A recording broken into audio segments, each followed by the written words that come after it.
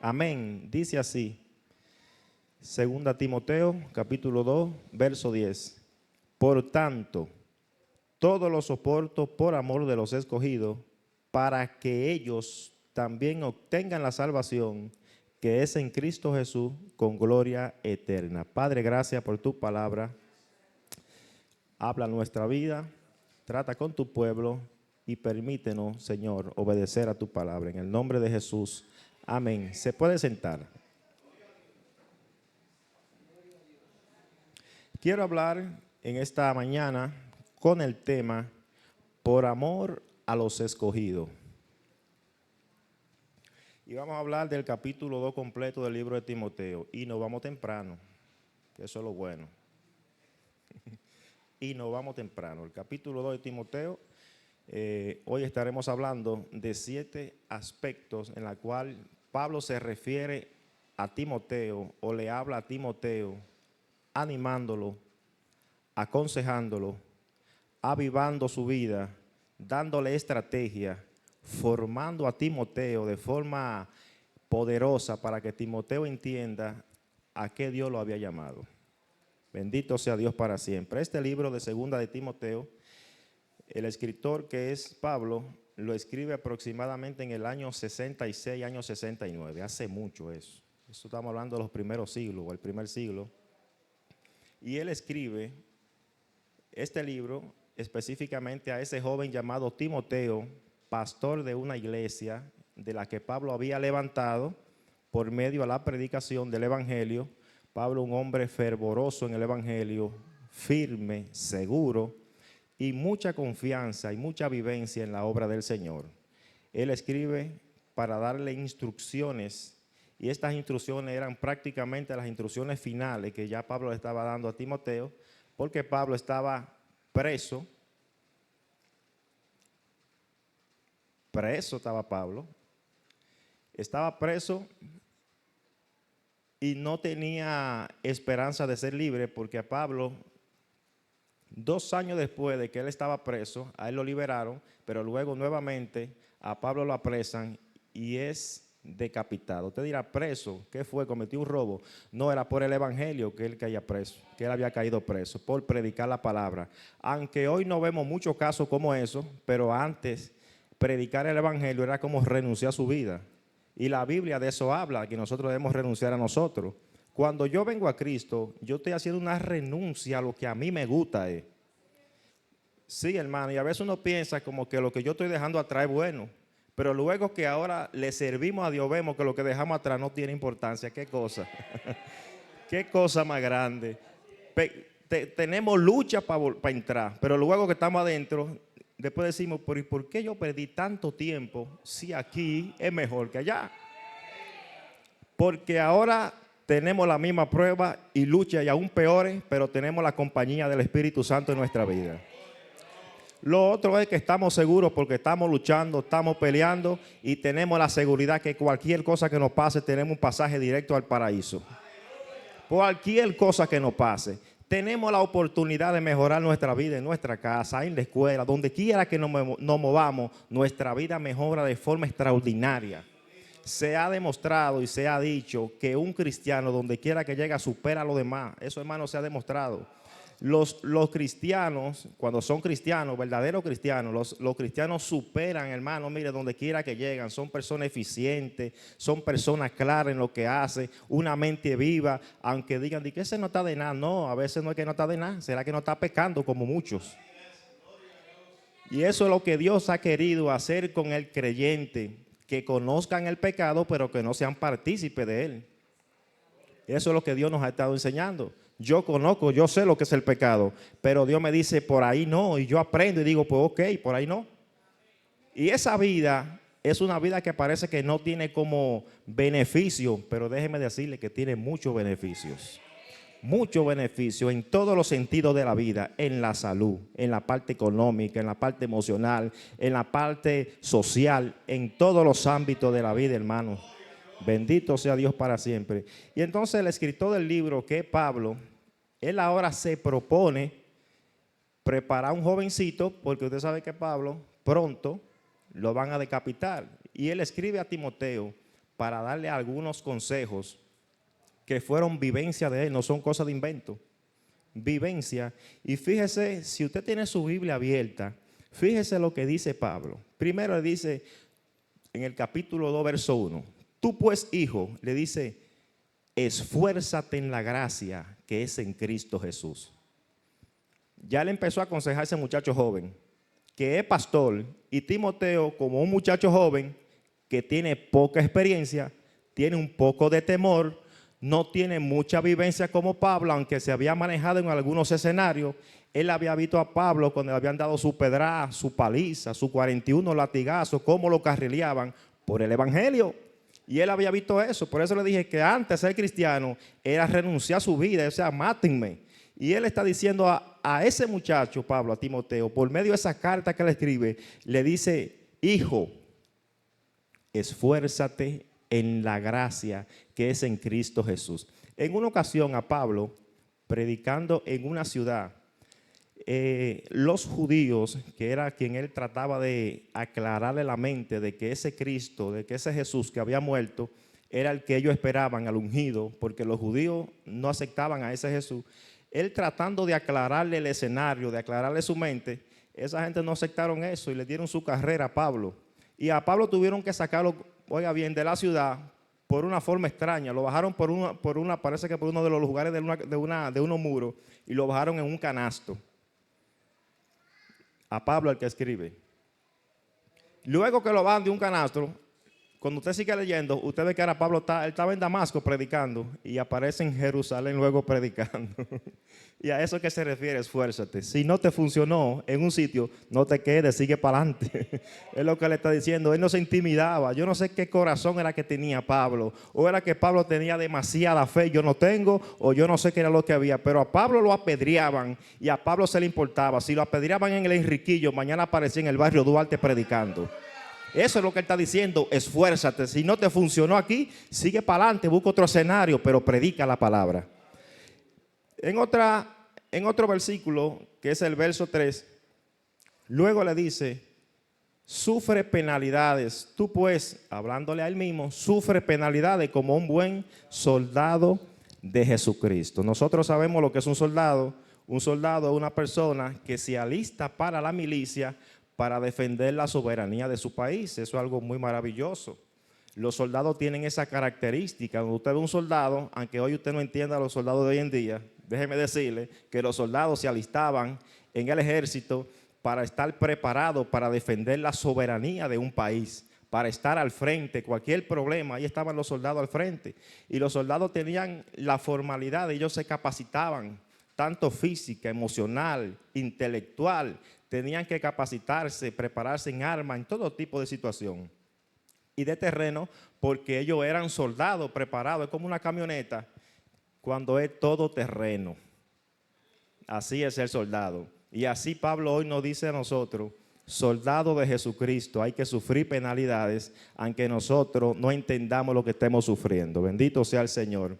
Sufre penalidades. Ahora lo representa, y lo que le quiere decir, él le pone como ejemplo a un soldado y le dice, el soldado está para sufrir penalidades, pero el buen soldado es el que sufre penalidades. Luego Pablo le dice a Timoteo lo que es un buen soldado. Bendito sea Dios.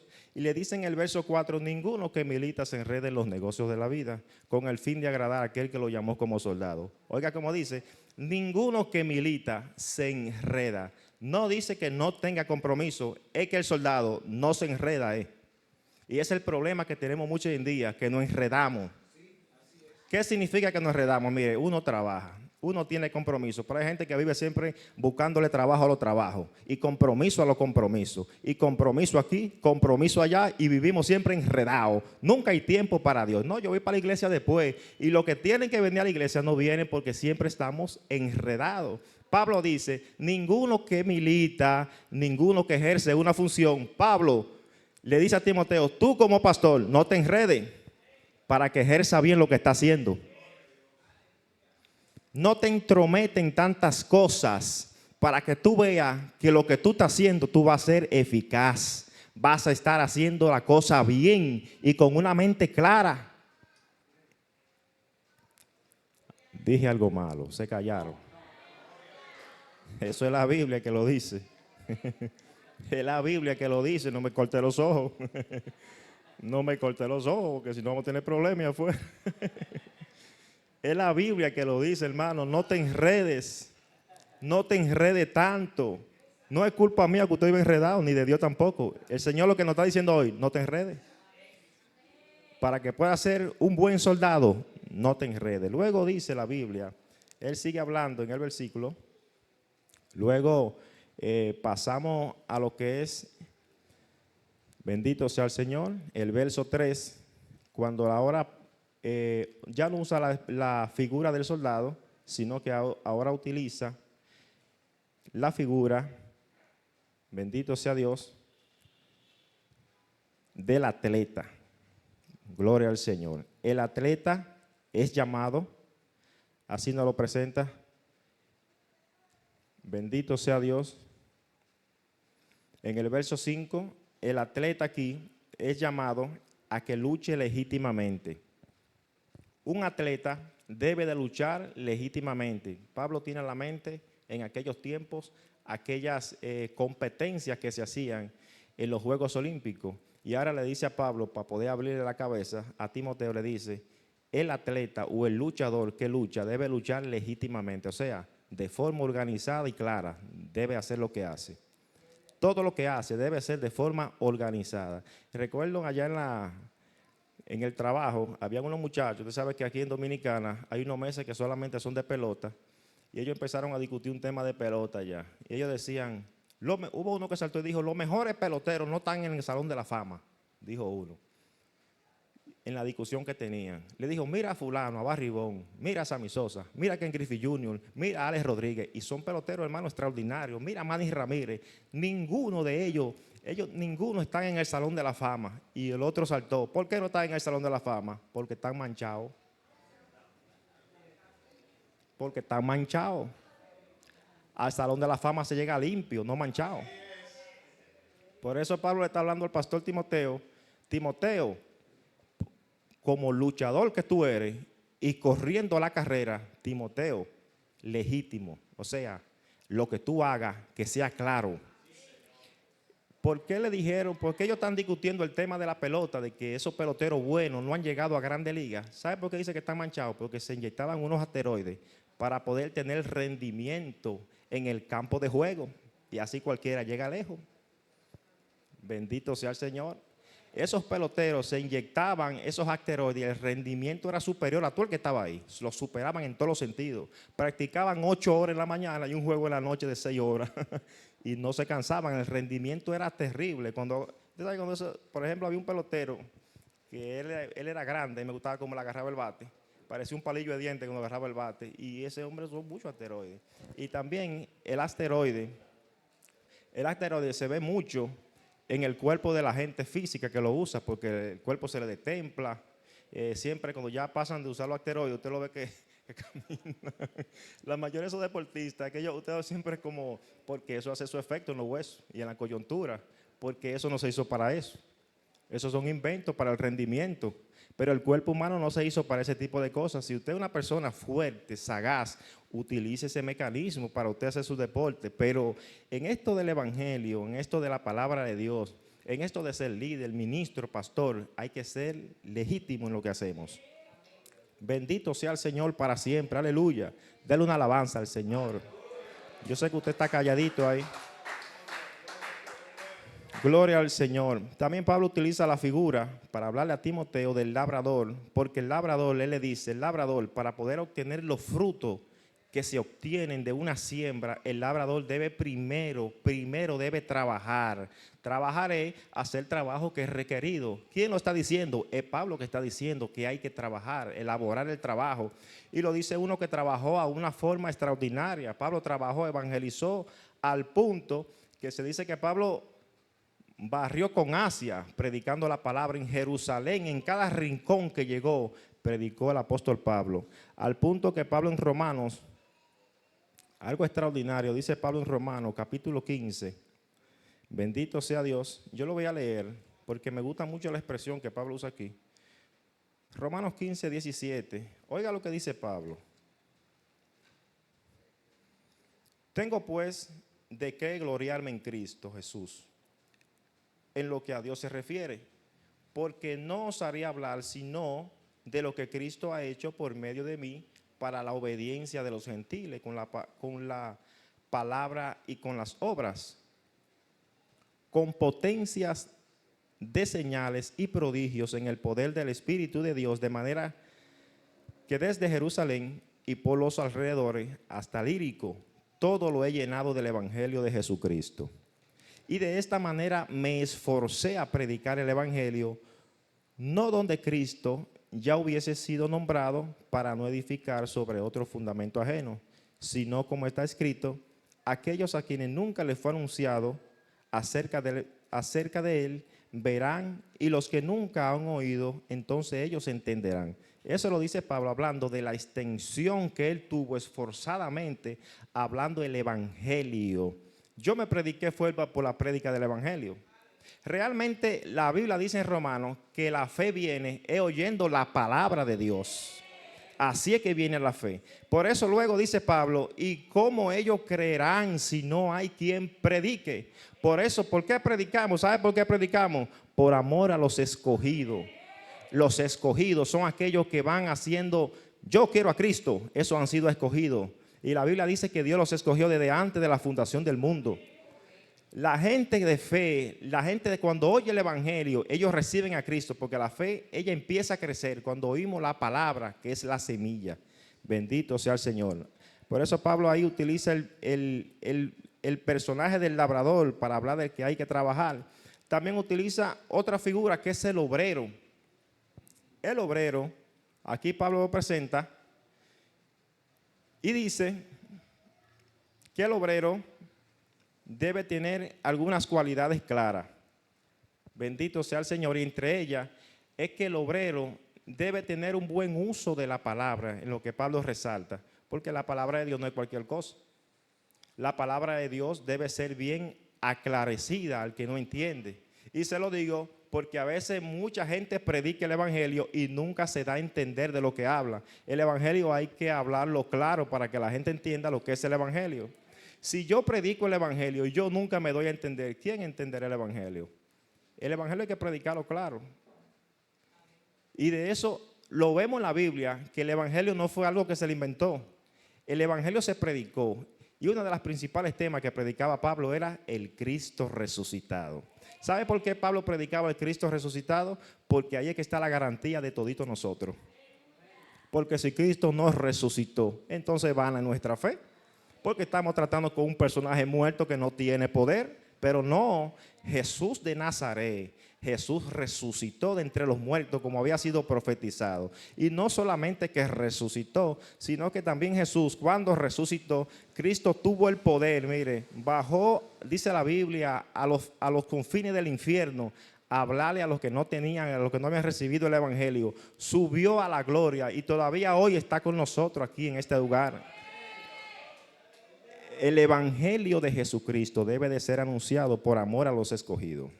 Por eso usa la palabra del obrero, para que sepa que el obrero debe tener una buena palabra para hablarle a los demás sobre el Evangelio. Bendito sea el Señor. Aleluya. Tito 1:16, hablando de lo que es el obrero y de lo que es el buen uso de la palabra. Pablo allá en ese libro utiliza esta expresión, dice que muchos profesan tener a Dios, pero con los hechos lo niegan, siendo abominables, siendo rebeldes, siendo reprobados en cuanto a toda buena obra. El obrero tiene otra cualidad, y es que el obrero tiene que saber que tiene que ser aprobado delante de Dios. Sí, hermano, aprobado. Dios te dio a ti una capacidad, Dios te dio un ministerio. Entonces uno dice, ¿cómo me manejo yo con lo que Dios me ha dado? Cada uno de nosotros necesita ser aprobado por Dios. En la iglesia, Pablo advirtió a Timoteo diciéndole que en la iglesia hay problemas siempre. Y a veces hay problemas, contiendas, a veces de discusiones y de temas. Y Pablo quería que Pablo no se involucrara con eso. Como obrero se lo dijo, no te involucres en eso, en esos tipos de problemas que a veces surgen en las congregaciones. Si no, le dijo, ¿tú sabes cómo tú puedes ser aprobado? Cuando tú le saltas por encima de eso. a esos problemas. Es por eso que se refiere que el obrero debe de ser aprobado. Esos tipos de problemas, cuando surgen en la congregación, tú a eso, tú le pasas por encima, le pasas por arriba, tú lo obvias, porque hay algo que es más importante, que es saber que yo debo hacer las cosas por amor a las almas, por amor a los escogidos. Nosotros debemos tratar de lograr de que la persona logren entender el evangelio, hermano, a cualquier costa. Por eso más adelante sigue Pablo hablando y le dice, verso 20, habla de que en una casa grande hay muchas vasijas. Hay vasijas que son para usos viles y otros son para usos que son de honra. Ahí menciona, hay vasijas de oro, hay vasijas de plata, hay vasijas de madera y también hay vasijas que no tienen ninguna importancia, vamos a decirlo así, pero son vasijas. Ahora bien, ahora es lo que le dice, ¿cuál es la vasija que se va a utilizar? La que esté limpia. Sea de oro, sea de barro, ahí se va a utilizar la vasija. La vasija que será importante es la que esté limpia. ¿De qué le está hablando Pablo a Timoteo? De que uno debe ser una persona que debe tener una conciencia clara de que Dios es santo. De que Dios es santo. De que nosotros, antes de venir delante de Dios, debemos reconocer y saber que nosotros, para ser usados, debemos estar limpios. Eso le está diciendo él a Timoteo, que no se olvide de eso. Y fueron cosas que Pablo llevó siempre, mire, al dedillo. Él reconocía de que para ser usado por Dios hay que estar limpio. Por eso le habla de la vasija. Y luego en el verso 24 le habla de un tema bien grande y le habla del siervo. Léalo ahí donde lo dice cuando le habla del siervo. ¿Qué es lo que dice del siervo? El siervo de Dios no es contencioso. Ahí lo está diciendo el texto. Córteme los ojos.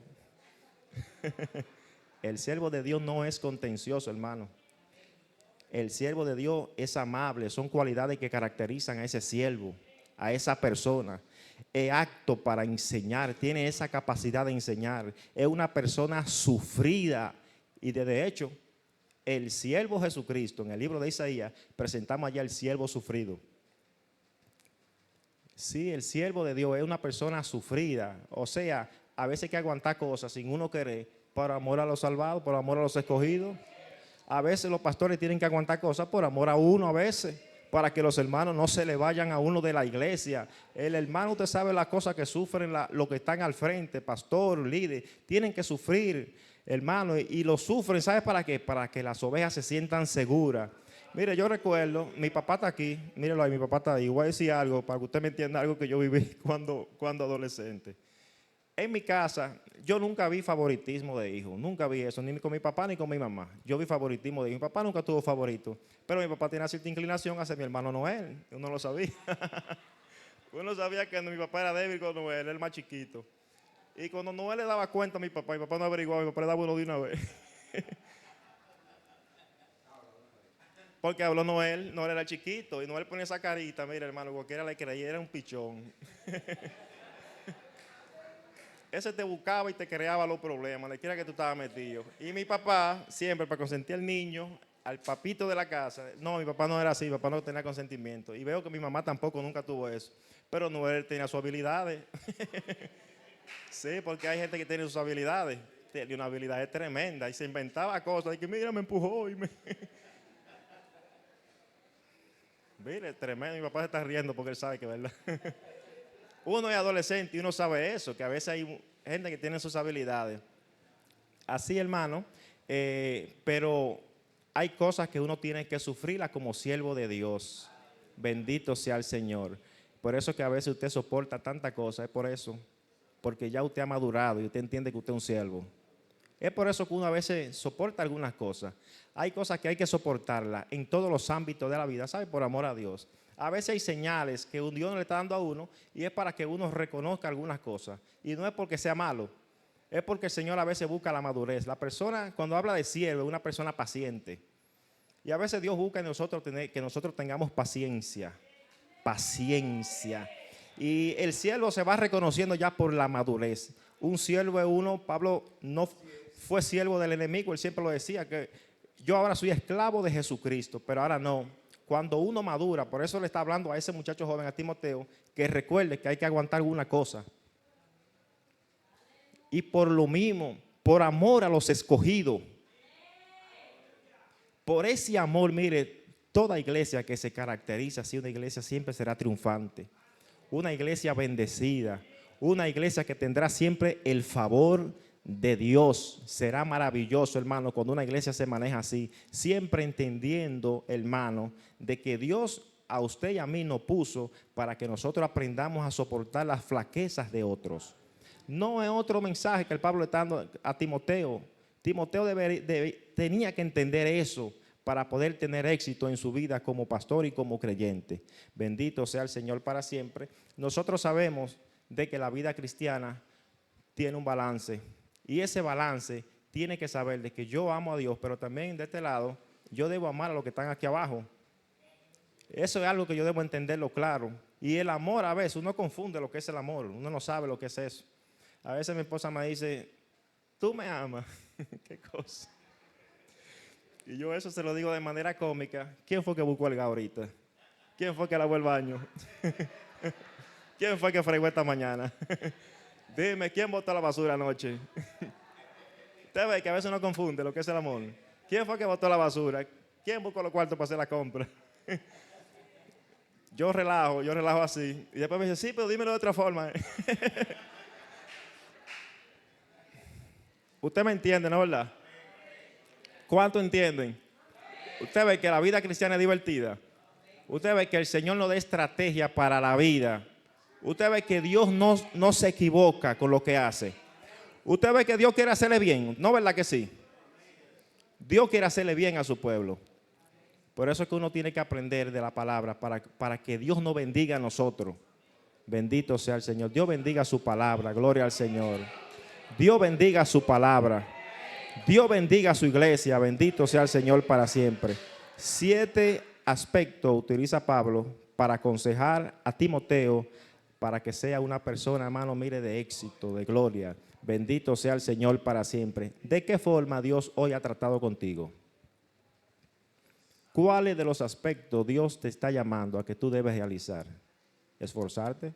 ¿El trabajo? ¿Un buen uso de la palabra? Dime en cuál Dios ha tratado contigo. Dios quiere que tú le respondas, porque Dios nada más no usa a Timoteo. Dios te escogió a ti, fue para esto, hermano, para que tú glorifiques su nombre de una forma extraordinaria y bonita. Para eso fue que Dios te escogió, para salvación. Pero nosotros tenemos una tarea que realizar, hermano querido. Y si tú no has recibido a Cristo, Dios te está llamando a esta labor. Si tú todavía no tienes a Cristo en el corazón, déjame decirte, si tú vivías una vida sin sentido, sin propósito, no tenías ánimo, tú no entiendes lo que es el evangelio, tú no sabes si esto es cierto, no es cierto, esto hay que experimentarlo. A veces hay gente que vienen a la iglesia y no se deciden por el Señor. Eso es como, imagínense que yo vaya a un restaurante, a uno de los mejores, y me siente en una mesa y vea a todo el mundo comiendo y me vaya después. ¿Qué yo haría? Dígame.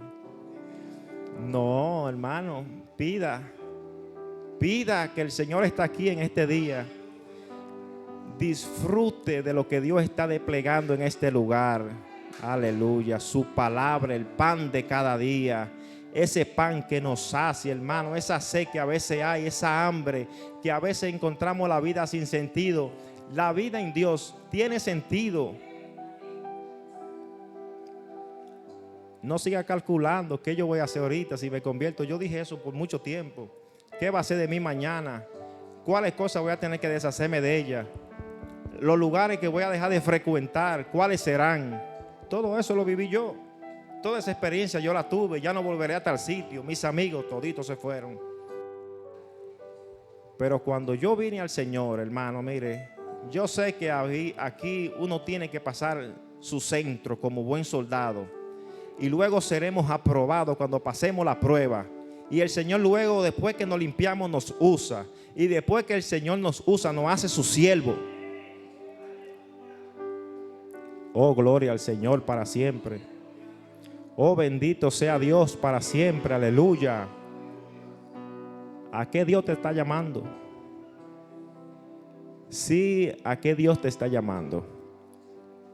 Respóndele que en la obediencia, hermano, hay mucho beneficio. Mientras mejor nosotros recibamos y aceptemos lo que Dios nos está pidiendo, será mejor para nosotros. Tendremos una claridad de Dios mejor. No vamos a estar disimulando como si Dios me habló, si no me habló. Desde que Dios nos habla y nosotros obedecemos, esa voz se hace cada vez más clara, porque somos obedientes, porque obedecemos.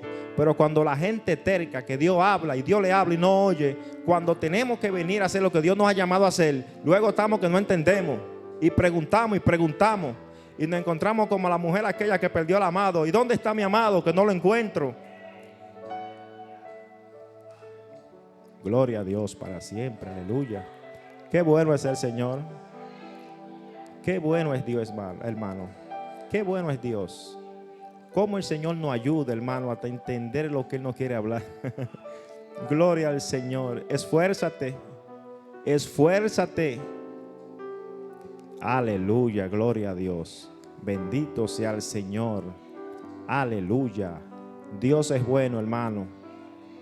Dios es bueno. Bendito sea el Señor para siempre. Aleluya. Gloria a Dios. Aleluya. Gloria a Dios. Póngase de pie. Vamos a dejar que el Señor nos ministre en esta mañana. Gloria al Señor. Eleve su corazón al cielo. Aleluya, gloria a Dios santo.